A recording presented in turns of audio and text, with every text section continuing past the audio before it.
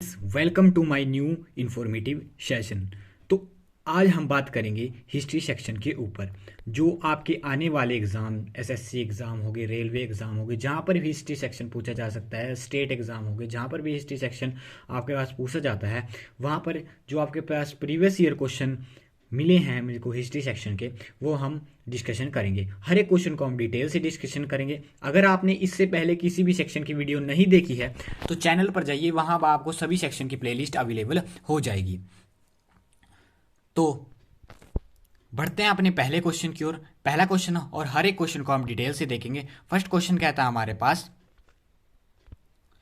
वो was sent by the ruler of Bijapur to punish Shivaji, यानी कि शिवाजी को दंड देने के लिए बीजापुर के एक शासन ने किसको भेजा था? तो ध्यान रखना है आपने, किसके भेजा था?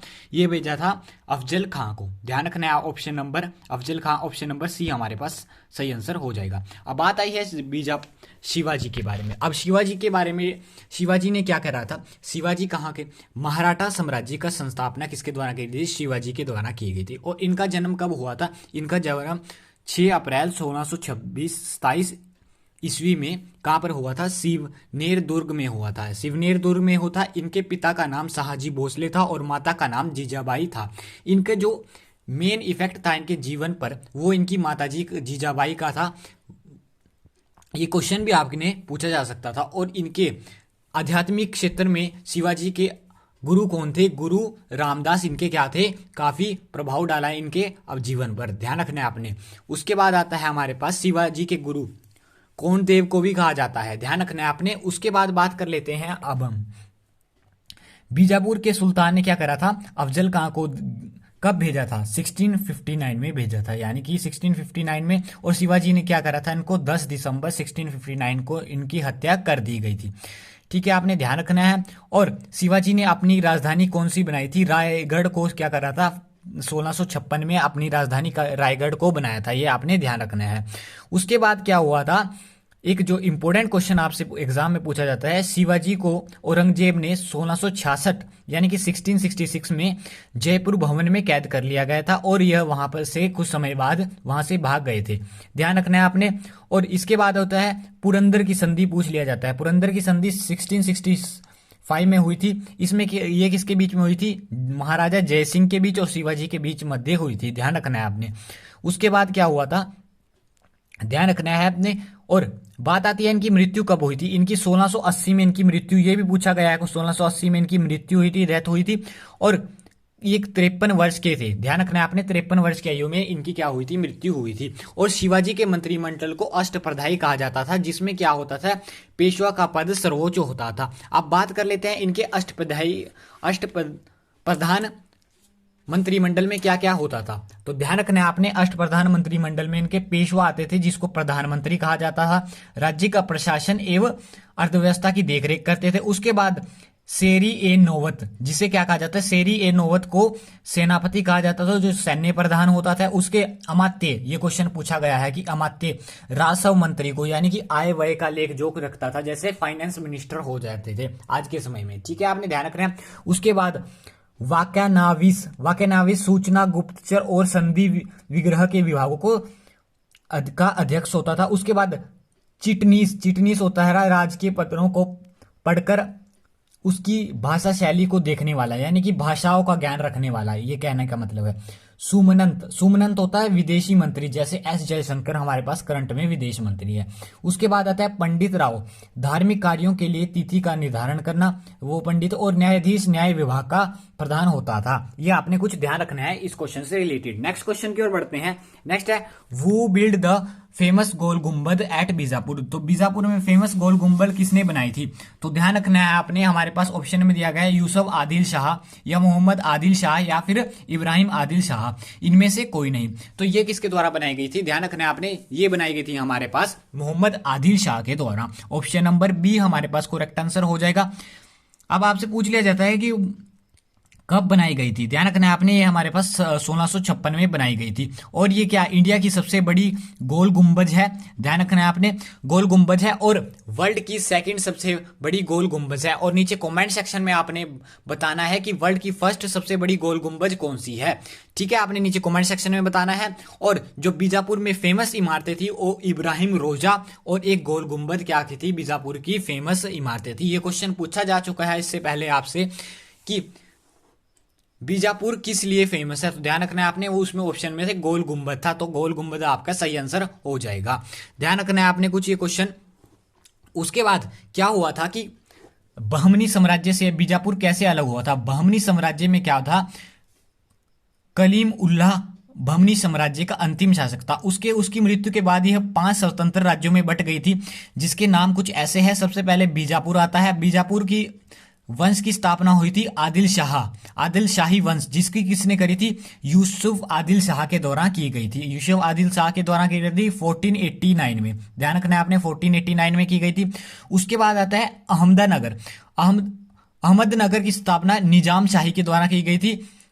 निजाम शाही वंश वहां पे बट गया था और मलिक अहमद के द्वारा यहां पर 1490 ईस्वी में स्थापना की गई थी। उसके बाद आता है बरार कौन सा वंश था? इमाद शाही वंश था, जिसकी फतेह उल्लाह इमाद शाही ने क्या करी थी? स्थापना करी थी और 1490 में की गई थी ये भी। उसके बाद आता है गोलकुंडा का एग्जाम में पूछा गया है आपके पास। कुतुब शाही के द्वारा की गई थी, कुतुब शाही वंश था यहाँ पे। और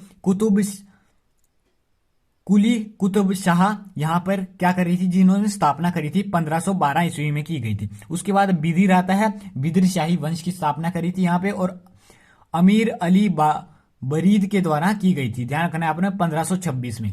ठीक है, ये कुछ पॉइंट आपने ध्यान रखने हैं, इंपॉर्टेंट पॉइंट। उसके बाद नेक्स्ट क्वेश्चन की ओर बढ़ते हैं। नेक्स्ट क्वेश्चन है हमारे पास, Tipu Sultan died fight the English forces under the किसके, यानी कि किस आधिपत्य के अंतर्गत ब्रिटिश सैन्य के साथ युद्ध में टीपू सुल्तान की मृत्यु हो गई थी। तो ध्यान रखना है आपने किसके कारण होती, ये हमारा करेक्ट आंसर हो जाएगा लॉर्ड वेलेस्ली के कार्यकाल के दौरान क्या हुआ था? ये हुआ था टीपू सुल्तान ने चौथे एंग्लो मैसूर युद्ध। कब हुआ था? मृत्यु कब हुई थी? 1799 में। ये क्वेश्चन भी पूछा गया है ना कि 1799 में क्या हुई थी? टीपू सुल्तान की मृत्यु हुई थी। और किस युद्ध में? चौथे एंग्लो मैसूर युद्ध में। इसमें कौन ब्रिटिश जीत चुके थे? ये युद्ध होने का कारण, मेनली कारण क्या था कि जो लॉर्ड वेलेस्ली के समय में, जिनका कार्यकाल पूछ लिया जाता है 1798 से लेकर 1805 तक इनका कार्यकाल चला। इन्होंने क्या किया था? इस सहायक संधि की पद्धति शुरू की थी। सहायक संधि की पद्धति का शुरू की थी। इसमें क्या होगा कि हम क्या करेंगे, ब्रिटिश क्या करेंगे, सहायक संधि में किसी को सेना प्राप्त कराएंगे और उसके आधिपत्य स्वीकार करवा लेंगे उससे कुछ, यानी कि उसके टैक्सेस को कम करवा देंगे या फिर टैक्सेस लेना स्टार्ट कर देंगे उस सेना के थ्रू। ये सहायक संधि के अंदर आता था। और बात आती है सहायक संधि के कारण क्या हुआ था? फोर्थ एंग्लो मैसूर युद्ध हुआ था, जिस कारण क्या हुआ था? इसी कारण क्या हुआ था? सहायक संधि के साथ काफी सारे युवक को क्या करा गया था? सेना में भर्ती कर लिया गया था। यानी कि जो भारतीय युवक थे उनको क्या कर दिया गया? सेना में भर्ती कर लिया गया था। और उसके बाद क्या करा था? उनको प्रशिक्षित करने के लिए, यानी कि शिक्षा देने के लिए क्या करा था? 1854 में 1854 में फोर्ट विलियमसन कॉलेज की स्थापना करी गई थी। ध्यान रखना है आपने। और इसे क्या करा था? हिंदी भाषा में, यानी कि भारतीय भाषाओं में भी इसमें प्रशिक्षण स्टार्ट किया गया था। और इसने क्या करा था? जो लॉर्ड वेलेस्ली थे, इन्होंने क्या करा था? अपने आप को खुद का बंगाल का शेर कहा करते थे। ध्यान रखना है आपने, बंगाल का शेर कहा करते थे। ये कुछ इंपॉर्टेंट बातें ध्यान रखनी है। नेक्स्ट क्वेश्चन की ओर बढ़ते हैं। नेक्स्ट है हमारे पास, permanent settlement was a feature of. तो परमानेंट सेटलमेंट किसका फीचर है? रेतवाड़ी व्यवस्था का या महालवाड़ी व्यवस्था का या जमींदारी व्यवस्था का? तो परमानेंट सेटलमेंट है, यानी कि ये हमारे पास किसका है? हमारे पास स्थायी बंदोबस्त किसका लक्षण है? किसकी लक्षण है? तो ध्यान रखना है अपने, जमींदारी का लक्षण है। ऑप्शन नंबर सी हमारे पास करेक्ट आंसर हो जाएगा। जमींदारी व्यवस्था से रिलेटेड है इस परमानेंट सेटलमेंट। इसमें क्या होगा कि ब्रिटिश क्या करेंगे, यानी कि ये किसके द्वारा लाई गई थी? सबसे पहले तो बात ये करते हैं, क्वेश्चन आपसे पूछा जाता है, तो लॉर्ड कॉर्नवालिस के द्वारा लाई गई थी। अब लॉर्ड कॉर्नवालिस का द्वारा कार्यकाल होता है 1786 के और 1793 में। और ये लाई कब गई थी? परमानेंट सेटलमेंट 1793 में, ध्यान रखना है आपने 1793 में लाई गई थी। ध्यान रखना है ये आपने।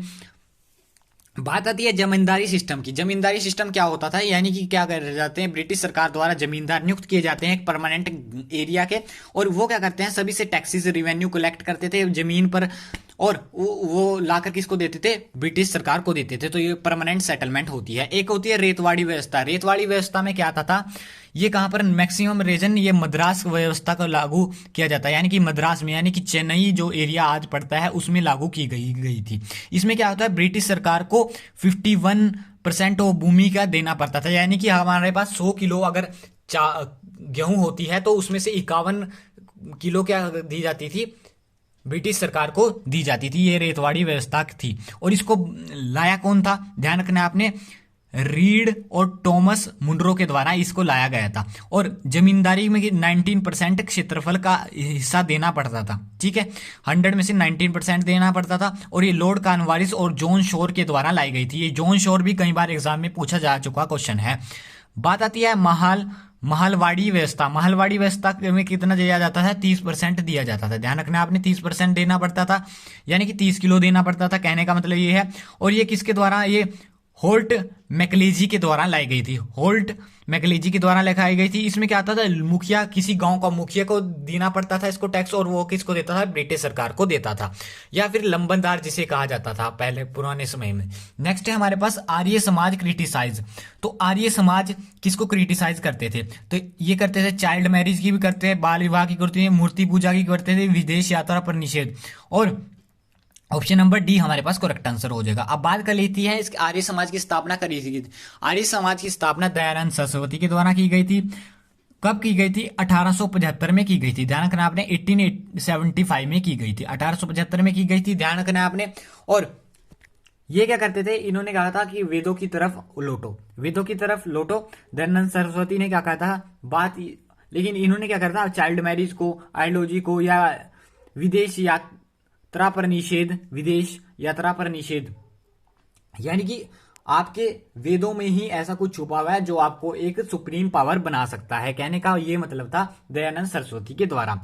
इससे आपने इतना ही क्वेश्चन ध्यान रखना है। नेक्स्ट क्वेश्चन की ओर बढ़ते हैं। नेक्स्ट है हमारे पास, Kuka movement was originated by, organised by, यानी कि कुका आंदोलन किसने आयोजित किया था। ध्यान रखना है आपने, कुका आंदोलन किसके द्वारा ओरिजिनेट किया गया था, ये किया गया था गुरु राम सिंह के द्वारा। ऑप्शन नंबर डी हमारे पास करेक्ट आंसर हो जाएगा, और ये आने वाले एग्जाम के लिए इंपॉर्टेंट क्वेश्चन है। गुरु राम सिंह के द्वारा इसको ओरिजिनेट किया गया था। कब किया गया था, 1858 में किया गया था। ध्यान रखना है आपने, 1858 में किया गया था। इन्होंने क्या किया था, ये क्या थे, निहाल सिंह के एक राजा हुआ थे, पंजाब रियासत के राजा थे निहाल सिंह। निहाल सिंह के क्या थे, ये सेना में, निहाल सिंह की सेना में सैनिक थे जी। इन्होंने क्या करा था, सिख धर्म की प्योरिफिकेशन के लिए क्या करा था, कुका मूवमेंट को स्टार्ट किया गया था। आपने इससे इतना कोई ध्यान रखना है। और कब किया गया था, 1858 में इसको स्टार्ट किया गया था, कुका आंदोलन को, ये आपने ध्यान रखना है। और अगर आप इससे रिलेटेड एक क्वेश्चन मैं आपको देता हूं होमवर्क के लिए, कि आपने ये दोहराना है कि कुका मूवमेंट के समय क्या कौन हमारे पास वॉइस रॉय थे, ये आपने नीचे कमेंट सेक्शन में लिखना है। तो ये हमने डिस्कशन करे हिस्ट्री सेक्शन, कुछ इंपॉर्टेंट क्वेश्चन। अगर आपको वीडियो सच में इंफॉर्मेटिव लगी है तो वीडियो को लाइक कीजिए, चैनल पर नए हैं तो चैनल को सब्सक्राइब कीजिए। मिलते रहेंगे ऐसे ही नेक्स्ट वीडियो में।